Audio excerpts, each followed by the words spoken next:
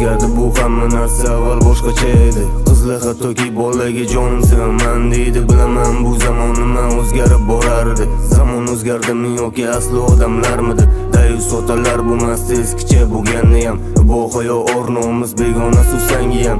Aytib oldim ichimdagi nafratimni taskin top. O'sha kayf tashavorda olib o'qigin kitobni. O'g'illar otaga baland gapirishni boshlagan. Bizni davrda o'g'illar otani zozlagan. Soqol qo'yish bu zamonda jinoyatga aylandi. O'sha paytlarda bobom soqolni sunnat degan. Rashk degan narsa bor edi, uyg'on uyqudan erga.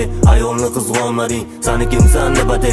Dayus bo'lib o'zgalarga xotiningni ko'rsatding. Ayol senga mahram bu yo'qmidi farosating? Aka ukalar mol sababli bir-birini pichoqlagan. Adam bizni ko'yganda akalarimiz zoqlagan. Ota-onalar ko'chalardan farzandini izlamoqda. Haqiqatni gapirganlar zindonda chirimoqda. Avval zamon boshqa bo'lgan, hozir boshqacha zamon. Kim uchundir yaxshimi, kimlarga bo'lsa yomon. Adolat bo'lmagan joyda adolatni izladim. Ko'zlarimga yosh olib, yoshligimni esladim. Avval qonu qo'shnichilik, mehribonchilik edi. Hozirgi bu qo'shnilarchi bir-birini ko'ra olmaydi. Kattalarga hurmat bu hozirgi zamon emas. Hijoblili ham ko'paydi, hammasi solih emas. Men bir oddiy odamman, men ham Xudo bandasiman. Orqasidan gapirmayman, haqiqatni aytaman. Dinni unutgan bu sen ham sha'ningni himoya qil. To'lib ketdi niqoblila yuzlari ham xilma-xil. Fahsh ishla trend degan iborani qobida. Nafs boshqaradi uni kuygan oxiratidan. Nima bo'lgan bu zamonga ifodalab bo'lmaydi. Olovda o'lmagan daraxt